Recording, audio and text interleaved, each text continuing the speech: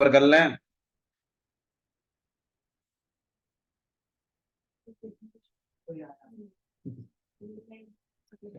देखिए भाई, तो वेक्टर्स के बारे में हम लोग पढ़ रहे थे। प्लस करेंगे दो वेक्टर्स को तो भी एक वेक्टर बनता है, दो वेक्टर्स को माइनस करेंगे तो भी क्या बनता है, एक वेक्टर। और अगर एक स्केलर क्वांटिटी को अगर किसी वेक्टर से मल्टीप्लाई करते हैं तो उसके बारे में बात हो चुकी थी, 2i+3j+k है।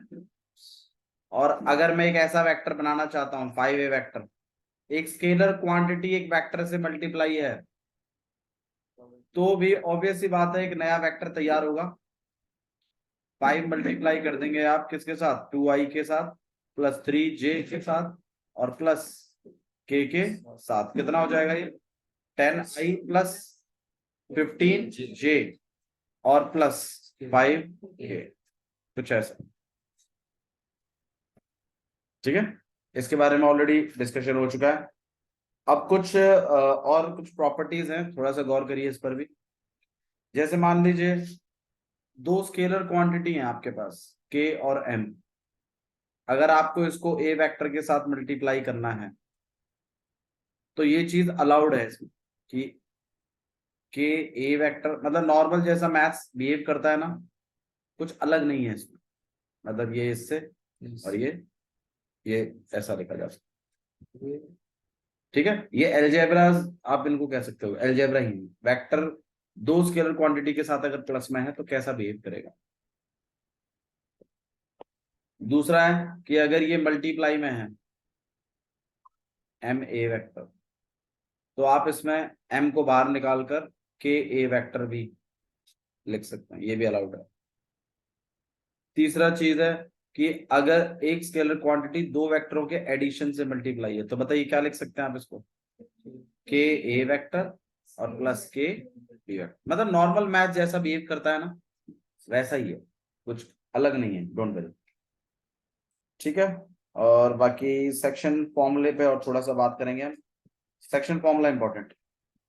देखिए सेक्शन फॉर्मूला क्या करता है, इसमें भी सेक्शन फॉर्मूला होता है और सेक्शन फॉर्मूले पे क्वेश्चन आता है और आएगा आप लोगों को। देख लीजिए सेक्शन फॉर्मूला क्या है। सेक्शन का मतलब क्या हो गया भाई, बिल्कुल सेक्शन का मतलब हो गया बांटना। जैसे आप लोगों ने 10th क्लास में पढ़ा था, एक पॉइंट ये रहा, एक पॉइंट ये रहा।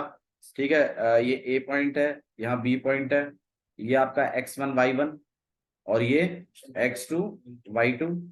और अगर इनके बीच में कोई पॉइंट आ रहा है P, जो इसको m1 रेशो m2 में बांट रहा है, तो इस पॉइंट के कोऑर्डिनेट निकाल सकते थे हम। ऐसा कुछ 10th क्लास में हमने पढ़ा था।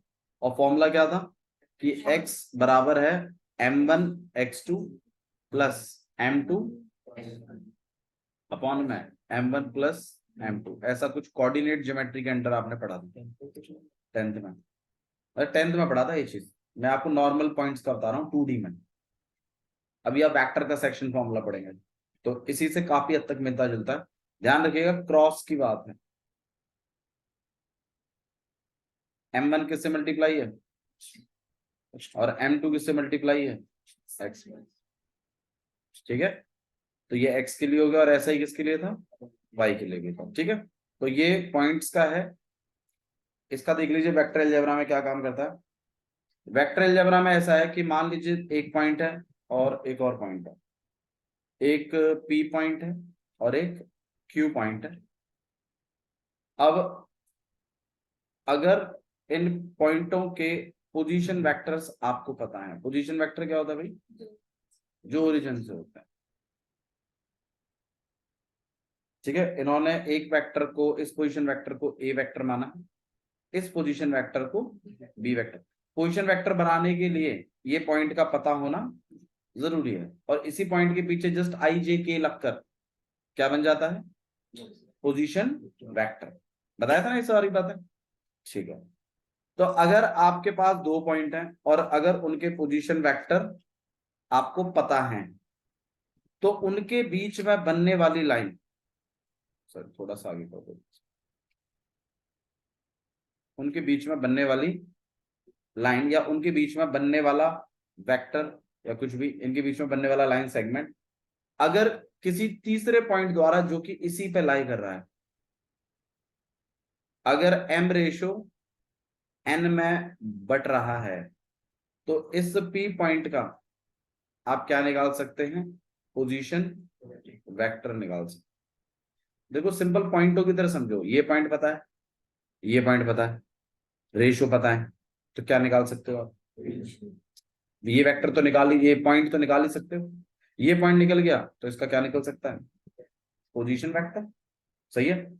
अच्छा बट उन्होंने बोला कि कोई दिक्कत नहीं है, तुम कोऑर्डिनेट चाहे बेशक मत लिखो, तुम्हें अगर पोजीशन वेक्टर भी पता है तो तुम ये जो बीच वाला पॉइंट है ना, इसका क्या निकाल सकते हो, पोजीशन वेक्टर। फॉर्मूला क्या है वो सुन लीजिए। अच्छा यहाँ पॉइंट इंटरनल है कि एक्सटर्नल है, इंटरनल, तो इसको सेक्शन फॉर्मूला तो है लेकिन पॉइंट इंटरनली आप डिवाइड तो कर रहा है, लेकिन कैसे कर रहा है, इंटरनली का मतलब होता है अंदर बांट रहा है, मतलब पॉइंट अंदर है। तो ये आर वेक्टर निकल सकता है। फॉर्मूला क्या है वो सुन लीजिए। इस एम को किससे मल्टीप्लाई करना होगा, सोचो, ए वेक्टर के साथ।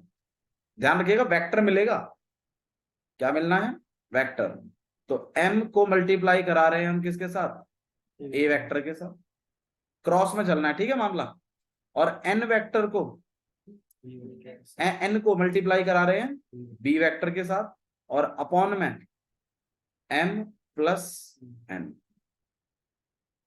मतलब x y z अलग अलग मत निकालिए, आगे वाला पॉइंट ले लीजिए, उसका पोजीशन वेक्टर ले लीजिए, पीछे वाला पोजीशन वेक्टर ले लीजिए, रेशो ले लीजिए। m को तो इस वाले के साथ, n को तल्ले वाले के साथ, और अपॉन में m प्लस n। जब आपका पॉइंट इंटरनली बांट रहा है तो चिंता मत करो, ऐसा एक क्वेश्चन करेंगे उससे आपको आइडिया आ जाएगा किस तरीके से आता है। ठीक है, इंटरनली। अच्छा ये पॉइंट भैया इंटरनली इंटरनली कहे जा रहे हो, मतलब इंटरनली तो चलो हमें समझ में आ गया, ये लाइन जो है दो भागों में बट गई, इनके क्या निकाल दिया आपने, रेशियो निकाल दिया। एक्सटर्नली बांटना क्या होता है, एक्सटर्नली बांटने का मतलब होता है कि पॉइंट जो है आपका लाइन से बाहर होता है। जैसे मान लो ए पॉइंट हो गया, यहाँ बी पॉइंट हो गया, और पॉइंट आपका यहाँ पे ही होगा पी। भैया ये कैसे बांटना हुआ, ये तो बांटना नहीं हुआ, ये तो बाहर है, ये कैसे बांट देगा। भाई देखो बांटने का मतलब ये नहीं है कि वो उसको अलग अलग भागों में दिखा रहा है, बल्कि वो ए पॉइंट से डिस्टेंस और बी पॉइंट से डिस्टेंस का रेशियो मेंटेन कर रहा है। देखो जब पॉइंट इंटरनली था, जब पॉइंट क्या था, इंटरनली। मुझे एक बात बताओ, ये पी पॉइंट जो था और आप जो रेशियो निकाल रहे थे, आप सच बताओ, आपको नहीं लगता कि मतलब आप इस पॉइंट का एक पॉइंट से दूरी और फिर दूसरे पॉइंट से दूरी निकाल कर आप क्या कर रहे हो, रेशियो ही तो कर रहे हो। अब ये पॉइंट अंदर है तो इस पॉइंट, इस प्रोसेस को आपने क्या नाम दे दिया, इंटरनली। अब अगर मैं इसी दूरी को नापूं दोनों की, एक तो ये वाली दूरी ए पॉइंट से, राइट, और एक किससे, बी से, और अगर इनको नाम दे दूं एम और एन, और इनका क्या निकाल दूं, रेशियो, तो अब ये पॉइंट आपके इन दोनों पॉइंटों के डिस्टेंस को कैसे बांट रहा है, एक्सटर्नली।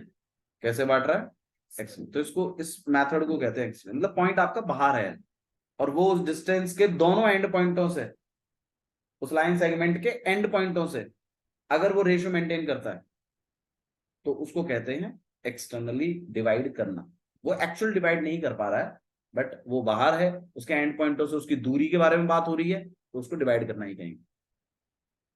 क्लियर, समझ में आया। ठीक है, तो अब भैया ऐसा है तो मतलब इस वेक्टर में फिर ऐसा होता है कि एक्सटर्नली भी होता है। बिल्कुल, अगर आपका पॉइंट, अब खुद देखिएगा, देखो समझना प्लीज। ठीक है, अब थोड़ा सा आप पार्टिसिपेट भी करें इसमें। जैसे मान लो एक ए पॉइंट है, अच्छा एनसीईआरटी ने लिखा है इसको पी और क्यू पॉइंट। ठीक है, तो यहाँ पर आपके पास क्यू पॉइंट है और ये जो है ये आपके पास पी पॉइंट। इस क्यू पॉइंट का अपना क्या, पोजीशन वेक्टर, नाम इसको इसने दिया है बी वेक्टर। और पी पॉइंट का अपना क्या, पोजीशन वेक्टर, नाम दिया है इसको ए वेक्टर। बच्चे फॉर्मूला याद कर लेते हैं इंस्टेड ऑफ लॉजिक। अब मान लीजिए अगर किसी बच्चे ने थोड़ा सा मतलब नहीं रहा याद, और इसको क्या नाम दे दिया, ए वेक्टर, और इसको क्या नाम दे दिया, और अब रेशो आपको मान लीजिए इसको, इस वाले को एम दे दिया और इस वाले को क्या दे दिया, एन। अब उसको तो बस ये याद है कि ए को किस, एम को किससे मल्टीप्लाई करना है, ए से। ये गलत हो जाता है। तो आप थोड़ा सा कंसेप्ट को समझिए। देखो बच्चा अगर फॉर्मूला याद करेगा ना सिर्फ, तो कभी कभी नोट, कभी कभी दिखा उसको लिखते टाइम थोड़ा सा गलत हो जाएगा। जैसे मान लो इस वाले पे देखो, देखो नॉर्मली हमने जो फॉर्मूला बनाया है, हमने तो ये बनाया है एम ए वेक्टर और plus N B vector upon में एम प्लस। अब मान लीजिए कोई बच्चा अगर ऐसा कर दे कि इसको तो नाम दे दे बी और इसको नाम दे दे ए, भैया अब क्या ये फॉर्मूला एप्लीकेबल है? आंसर है अब ये एप्लीकेबल नहीं है। तो प्लीज थोड़ा समझिए रेशो को। अच्छा ये रेशो किसके बीच में, चलो शॉर्टकट बनाते हैं, ये रेशो किसके बीच में, क्यू और पी के बीच में। तो ये जिससे मल्टीप्लाई होगा ना, वो क्यू और पी का पोजीशन वेक्टर नहीं होगा, बस किसका होगा वो, पी का वेक्टर। मतलब जिनसे वो टच है ना, उनको छोड़कर जो बचा हुआ है उससे मल्टीप्लाई करना है, इसीलिए क्रॉस में जाते हैं। तो आप इस कंसेप्ट को सीखो कि फॉर्मूला बना कैसे, इंस्टेड ऑफ फॉर्मूला जाने की बजाय। क्योंकि कभी कभी ना जल्दबाजी में मैं खुद इसको ए वेक्टर दे दूंगा कभी नाम, और कभी इसको क्या दे दूंगा, बी वेक्टर। फिर तो इस फॉर्मूले को लेकर डोल लेना, गलत आएगा हमसे। ये गलतियां होती हैं, बता रहा हूं मैं, इसलिए थोड़ा कंसेप्ट पे जाइए। आप डायग्राम बना लीजिए, डायग्राम बनाने के बाद आपको अपने आप समझ आएगा इसको इस वेक्टर को इस नंबर से करना है, इसको इससे करना है। ठीक है, समझ में आया? ओके। ऐसा ही आपका एक्सटर्नली का भी है, चिंता मत करो, अभी जब लिखवाएंगे तो उसको प्रॉपर समझाएंगे। ठीक है, तो आपके पास यहाँ पे बी वेक्टर बनाया है इन्होंने, नीचे वाले को क्या बनाया है, ए वेक्टर। और आपका वो जो पॉइंट लिया है, देखो पॉइंट किसी भी तरफ लिया जा सकता है। एनसीईआरटी ने क्यू की तरफ लिया है, मैं आपको आर की तरफ, मैं आपको पी की तरफ लेके भी दिखा दूंगा उसको। बस थोड़ा सा गौर करिए। मान लीजिए ये पॉइंट है, ठीक है, जो एक्सटर्नली बांटेगा, और इस पॉइंट का नाम है आर। तो इसका अपना खुद का क्या होगा, एक पोजीशन वेक्टर, ये पोजीशन वेक्टर ही निकालूंगा। अच्छा अगर मैं किसी पॉइंट का पोजीशन वेक्टर निकाल लूं, तो क्या मैं उसके कोऑर्डिनेट निकाल सकता हूं? बोलो, बताओ बताओ। मैं अगर किसी पॉइंट का, जैसे मान लो मैंने पी पॉइंट का वेक्टर निकाल लिया, ये 2i प्लस 3j-k, क्या मैं इस पी पॉइंट के कोऑर्डिनेट निकाल सकता हूं या नहीं निकाल सकता? आंसर है बिल्कुल निकाल सकते होंगे, 2, 3 और -1। जब किसी पॉइंट के पॉइंट पता होते हैं, पॉइंट के कोऑर्डिनेट पता होते हैं, तो क्या पोजीशन वेक्टर बना सकते हो? बिल्कुल। कैसे? उसके पीछे आई जे के लगा के। अब जब मैंने आपको पोजीशन वेक्टर दे दिया और मैं आपसे कोऑर्डिनेट मांग रहा हूं, निकाल सकते हो? बिल्कुल निकाल सकते हो। ओ, आया? ठीक है, बहुत बढ़िया, गुड। ये भी एक कंसेप्ट था वैसे। ठीक है, अगर किसी पॉइंट का पोजीशन वेक्टर पता है तो उसके कोऑर्डिनेट निकाले जा सकते हैं। अच्छा जी, तो ये आर पॉइंट जो है ये इसको एक्सटर्नली बांट रहा है। तो एक्सटर्नली बांट रहा है तो भाई रेशियोज का नाम लिखना शुरू करो। इस वाले रेशो को इन्होंने एम नाम दिया है, मैं एनसीईआरटी की बात कर रहा हूँ, ठीक है। और इस वाले को एन नाम दिया। आप चिंता मत करो, हम इस तरीके से करेंगे फॉर्मूले को कि आपको रटना नहीं पड़ेगा, आपको समझना है बस। अब आप बताइए, देखो एक्सटर्नली है तो बीच में प्लस नहीं आएगा, बीच में क्या आएगा, माइनस। अच्छा जी, अब आपका आर वेक्टर निकाला जा सकता है। फॉर्मूला क्या है, आप बताओ क्या होना चाहिए फॉर्मूला वैसे? एम किससे, एम किससे टच है, आर से टच है, और तो भाई ना आर से मल्टीप्लाई होगा ना ए वेक्टर से, बल्कि किससे मल्टीप्लाई होगा, बी वेक्टर। आ गया होगा मेरे ख्याल समझ में। और बीच में क्या, माइनस।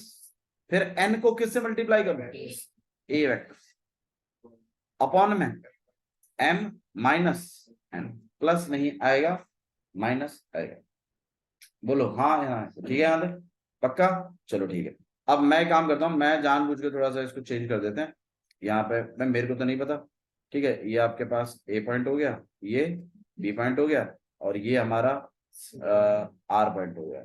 ठीक है, यहाँ आर वेक्टर है, ये वाला रेशो मैंने क्या ले लिया एम, ये वाला रेशो मैंने क्या ले लिया एन, ये मैंने ए वेक्टर बना लिया, ये मैंने बी वेक्टर बना लिया। बताना आर वेक्टर निकालने का formula. M A vector plus minus, क्यों एक्सटर्नल, बहुत बढ़िया, ये है ना लाइन से मिला, हाँ जी, एन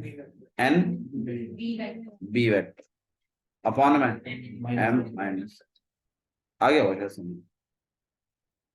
ठीक है, तो फॉर्मूले को मैच मत करिए, आप कंसेप्ट को मैच करिए कि किस तरीके से लिखा हो, वो चीज ध्यान रखिए, फॉर्मूला कभी गलत नहीं हो, चाहे आप ए बी सी डी कहीं भी लिख दो। ठीक है, तो ये इंटरनली है और एक्सटर्नली है। आइए एक क्वेश्चन करते हैं इस पर, जिससे आपको थोड़ा सा कंसेप्ट समझ में आएगा। आपका क्वेश्चन नंबर है 15, 15वां क्वेश्चन। ठीक है, इंटरनली एक्सटर्नली का ये इसलिए करवा रहे हैं।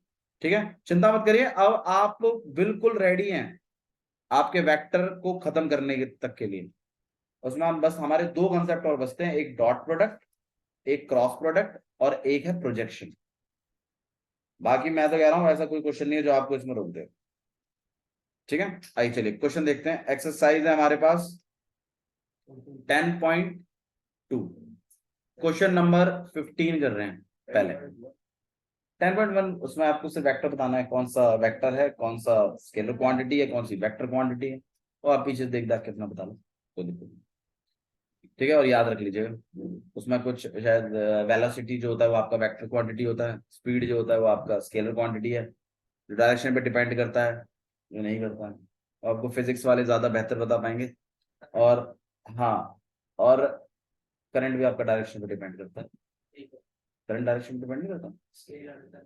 अच्छा, डायरेक्शन होती है फिर स्केलर है, करंट की डायरेक्शन, एक्सेप्शनल। अच्छा चलो, करंट को ध्यान रखो भाई, एक्सेप्शनल केस है। आपके पास कौन सी quantity, scalar, scalar quantity. Don't worry, ऐसे क्वेश्चन वो कोई सा भी नहीं देंगे जो कॉमर्स वाले बच्चे ना करें बोर्ड एग्जाम्स, क्योंकि मैथ्स कॉमर्स वाले बच्चों के पास भी होता नहीं, आर्ट्स वाले बच्चों के पास भी होता है। वेक्टर स्केलर क्वांटिटी का कंसेप्ट आपका एक्चुअली में उसी से मतलब उनके ऊपर से नहीं जाना चाहिए, तो बोर्ड इस बात का ध्यान रखता है, इसलिए वो आपकी एक्सरसाइज 10.1 बनती नहीं है बोर्ड एग्जाम्स में। और उस पर आप चेक करो, कोई कभी ऐसा भी क्वेश्चन आएगा। ठीक है, बाकी आप थोड़ा बहुत चेक कर लीजिएगा कौन सी वेक्टर होती है, कौन सी स्केलर क्वांटिटीज होती है। मैं आपको क्वेश्चंस कराता हूँ, देखिए exercise 10.2 question number 15, find the position vector of R which divides the joining of 2 points P and Q। भाई P और Q आपके पास दो पॉइंट्स हैं, इनकी ज्वाइनिंग को डिवाइड कर रहा है आपका R point with whose position vectors R. भाई पोजीशन वेक्टर दिए हुए हैं P और Q, डायग्राम जरूर बनाए, बिना डायग्राम के वेक्टर और 3D मतलब नहीं हो सकता। ठीक है, अभी नहीं। ओके, तो P आपको दिया हुआ है, P पॉइंट क्या दिया हुआ है, इसका पोजीशन वेक्टर है, let it be A vector नाम दे रहा हूं मैं इसको, नाम है इसका I+2j और माइनस के, ये आपका ए वेक्टर है। और जो Q है उसको मैं B नाम दे रहा हूं, और उसका है मामला -I+j और प्लस के। और आपसे बोला है 2:1 में डिवाइड कर रहा है इंटरनली आपका आर पॉइंट, तो आर पॉइंट यहां के बीच में डालेंगे हम इसको। भाई 2:1 है तो मतलब P से डिस्टेंस थोड़ा ज्यादा है और Q के थोड़ा नजदीक है। ठीक है, तो मामला यहां पर है, और M और N की वैल्यू, M रेशो N जो है वो कितना है 2:। अब आप बताइए ये आर वेक्टर निकालने के लिए फॉर्मूला बता दो, चलो इसी से बनाइएगा, M B vector plus N A vector upon में एन प्लस, इसलिए डायग्राम बनाना पड़ेगा। ठीक है, अच्छा जी, एम कितना हो जाएगा भाई 2, बी वेक्टर कितना है -I, ठीक है मैं मल्टीप्लाई थोड़ा दूं, ब्रैकेट का इस्तेमाल करेंगे, -I+j और प्लस के। ठीक है, प्लस एन कितना है 1, ए वेक्टर कितना है, आई प्लस 2j माइनस के अपॉन में 2 प्लस 2 से मल्टीप्लाई कर रहे हैं कितना,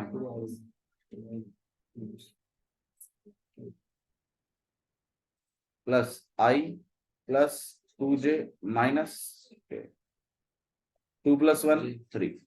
हाँ भाई, इसके बाद क्या हुआ है, -2i प्लस आई कितना हो जाएगा, -i plus 2j plus 2j 4j plus 2k minus के प्लस अपॉन में ये तीनों को बांट दीजिए, -1/3i, सॉरी कैप लिखना जरूरी है भाई, कैप लिखना मैंडेटरी, ठीक है। आदत बनाइए साथ में लिखने की, बाद में नहीं, ठीक है। हाँ बोलो। -1/3 आई कैप है, अगर हम इसको 1/3 माइनस आई कैप लिखते तो फर्क है 1/3, हाँ जी इंटू में ब्रैकेट में माइनस आई भाई, कैप 1/3 इंटू में, ब्रैकेट में नहीं कोई दिक्कत नहीं, और ये एक ही बात है ना जो कोई दिक्कत नहीं, आप ऐसे लिख सकते हैं, बट आप इस तरीके से लिखिए, आप स्केलर क्वांटिटी पे माइनस को चढ़ा दीजिए, ठीक है। हाँ जी, कितना हो जाएगा आपके पास, 4/3 j कैप और +1/3 k कैप। ये जो आया है ये क्या है, वो आर वेक्टर है जो इनको 2:1 में बांट रहा है। आगे होगा मेरे ख्याल से क्वेश्चन, ठीक है। अच्छा जी, एक और है, इसमें एक्सटर्नली बोला गया है। अब एक्सटर्नली का डायग्राम भी अपना बनेगा और 2:1 है। अच्छा 2:1 है तो भाई दूर किससे है, देखो जो बच्चे नहीं सोचते इसमें, हाँ जी यहाँ P है और यहाँ पर ये Q है। P का पोजीशन वेक्टर कितना है, I प्लस 2j और -k, ठीक है। ये आपके पास A वेक्टर, और एक ये है आपके पास B वेक्टर, नाम क्या है इसका, -i प्लस j और प्लस k, ठीक है। अब एक्सटर्नली बांट रहा है, एक्सटर्नली बांट रहा है तो भाई जो आर पॉइंट है वो इधर होना चाहिए P की साइड या Q की साइड होना चाहिए, बस इतना बता दो। 2:1 P की 2:1 क्यों, P Q से वो है ना 2 बताओ, Q की साइड होगा, 2:1 है तो P के साथ वो 2 बना रहा है और Q के साथ वो 1 बना रहा है। थोड़ा समझिए प्लीज, डायग्राम आपका इस तरह बनेगा, ये कुछ ऐसा आएगा, यहाँ बनेगा आर वेक्टर, यहाँ पे आर पॉइंट आएगा, और तभी तो बनेगा मामला सही। ये वाला कितना है 2 और ये वाला कितना है 1, अब बनेगा सही। अगर मान लीजिए मैं उधर बना देता और मैं इसको तो बोल देता 2 और इसको बोल देता 1, तो ये गलत है यार, हिसाब गलत है, ठीक है। तो डायग्राम कुछ इस तरीके का बनेगा, और अगर आपने उस तरफ बना दिया ना और सॉल्व किया तो आंसर मैच नहीं करेगा, यही बताया था, और फिर नंबर कटेगा उसको। तो यहाँ पे आपके पास आर वेक्टर है, ये आपको करना है, एक बार ट्राई करो, करना है, एक बार ट्राई, मुझे बताओ कितना आ रहा है, कराने की जरूरत तो नहीं है ना, ठीक है। अच्छा जी, तो एक्सरसाइज 10.2 क्वेश्चन नंबर फर्स्ट देखिए क्या लिखा हुआ है, बोला है compute the magnitude of the following vectors. क्या निकालना है, मैग्नीट्यूड निकालना है। मैग्नीट्यूड निकालना मैंने आपको बताया है, वेक्टर आपके सामने है I plus j plus k, कैसे निकालते हैं मैग्नीट्यूड, ऐसे लगाते हैं, कितना हो जाएगा, √ऑफ I नहीं, I नहीं, √3, तो दिस इज द मैग्नीट्यूड। भाई याद रखिएगा, √of a² plus b² plus c², कोफिशिएंटों का है स्क्वायर, और अगर माइनस भी है साथ में तो माइनस के साथ माइनस का भी होल स्क्वायर है, ठीक है। अच्छा जी, एक करके दिखा दीजिए मुझे, ये वाला 1/में √3i प्लस 1/में √3j और -1/में √3k, ये वाला करके दिखा दो, इसका मैग्नीट्यूड निकाल दो, है ना, ठीक है। तो क्वेश्चन नंबर सेकंड और देख लीजिए, क्वेश्चन नंबर सेकंड में क्या चीज बोली गई है। क्वेश्चन नंबर सेकंड में राइट टू डिफरेंट वेक्टर्स। देखो ये सही बात है बिल्कुल, write two different vectors having same magnitude, same magnitude having same magnitude. बस इसी बारे में क्या मतलब है इसका। दो वेक्टर लिखने हैं जिसका मैग्नीट्यूड कैसा हो, सेम हो। कैसे कैसे लिखवाओगे भाई, मुझे एक बात हो, मैग्नीट्यूड कैसे निकालते हैं। Under root of A square plus B square plus C square. भाई देखो, अगर मैं मान लो किसी एक का ए दूसरे वाले का सी ले लो, मतलब जैसे मान लो मैंने मैंने एक वेक्टर लिखा, प्लस माइनस भी ठीक है, पर इसके बारे में थोड़ा सा सोचिए ना। 2i प्लस जे और प्लस 5k, इसके मैग्नीट्यूड को जब बनाओगे तो क्या लिखोगे, 2 का स्क्वायर प्लस 1 का स्क्वायर प्लस 5 का स्क्वायर, हाँ या ना। अब अगर मैं एक और वेक्टर तैयार करूं जिसमें मैं 5i पहले लिख दूं और 2j फिर लिख दूं और फिर k लिख दूं। अब आप गौर कर रहे हो, मैंने नंबरों को बदला नहीं है, कोफिशिएंटों को बदला नहीं है, मतलब सिर्फ लेकिन इंटरचेंज कर दिया थोड़ा सा। है कोफिशिएंट वही 2 1 और 5, 2 1 और 5 वही तो है। और तो ऑब्वियस ही बात है, जब इसका बनाओगे मामला तो ऑब्वियस बात है 5 का स्क्वायर पहले आएगा, फिर 2 का स्क्वायर आएगा, फिर 1 का स्क्वायर आएगा, लेकिन जो ओवरऑल रिजल्ट आएगा वो दोनों का सेम ही होगा।